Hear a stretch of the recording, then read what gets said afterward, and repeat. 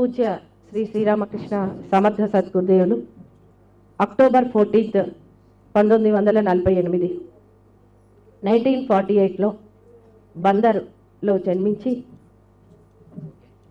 June 30, 2014లో వారు సమాధి చెందారు. మీరందరూ మహాకాళి శక్తి స్థలంగా ఇక్కడ దర్శిస్తూ ఉన్నారు. ఆ అఖండమైన అనంతమైన ఆ శక్తిని స్పృశిస్తున్నారు, అనుభవిస్తున్నారు చాలామంది. అలాంటి మహా అవతారమూర్తి మీరు క్యాల్కులేట్ చేసుకుంటే 1948 అక్టోబర్ 14 నుంచి 2014 జూన్ 30కి సరిగ్గా 24,000 రోజులు. 24,000 రోజులు సరిగ్గా మీరు క్యాల్కులేట్ చేసుకుంటే, అంటే వారు గాయత్రీమయమయ్యారు. వారి యొక్క అణువు కూడా గాయత్రియే అనేది ఇది తార్కాణంగా మనకు చూస్తున్నాం.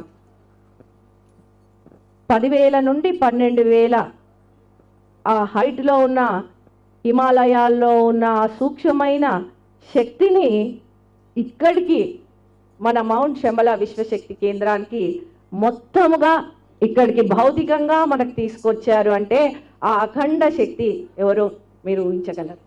ఆ మహాశక్తి శ్రీ శ్రీరామకృష్ణ సమర్థ సద్గురుదేవులు.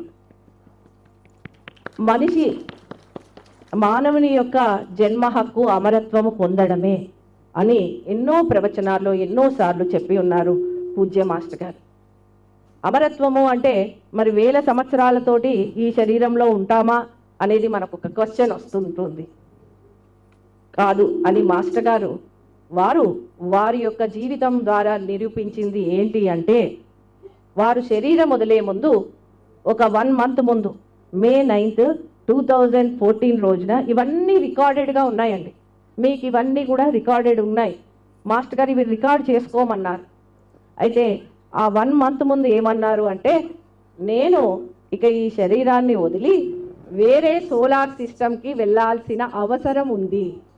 ఇక్కడ ఉన్న పనిని సంపూర్ణం చేసుకొని ఇంకో సోలార్ సిస్టమ్ అంటే ఇంకో సూర్యమండల వ్యవస్థకి వెళ్ళి పని చేయాల్సిన అవసరం ఉంది. కొన్ని ప్రాక్టికల్ రీజన్స్ గురించి ఇంకా ఉంటున్నాను. ఆ తరుణం వస్తే నేను వదిలేస్తాను శరీరాన్ని అనేసి చెప్పడం జరిగింది. అంటే ఆ మహాశక్తి ఎవరో మనం అందరం ఊహించలేము. అవతారం కంటే ఇంకా మహాశక్తి. అలా వారు ముందే ఇంకో సోలార్ సిస్టంలో పని ఉందని అక్కడిదంతా ఆ పని చూసుకోవడానికి మళ్ళీ ఇక్కడికి వచ్చిన ఆ పర్పస్ని ఈ పనిని కూడా కంప్లీట్ చేసుకొని మనం ఎలా అయితే ఒక ఊరి నుంచి ఇంకొక ఊరికి వెళ్తామో ఈ శరీరాన్ని ఇక్కడ నుంచి ఇక్కడ చాలించి మరి ఇంకో సోలార్ సిస్టమ్కి వెళ్ళి అంటే ఈ జన్మది కంప్లీట్ చేసుకొని వెనక జన్మలన్నీ కూడా తెలుసుకుంటూ ముందు జన్మను కూడా దర్శించి అక్కడ పని కల్పించుకొని వెళ్ళడమే అమరత్వము అని వారు నిరూపించారు. అంటే మనిషి యొక్క జన్మ హక్కు అమరత్వము అది మనం పొందగలమా లేదా?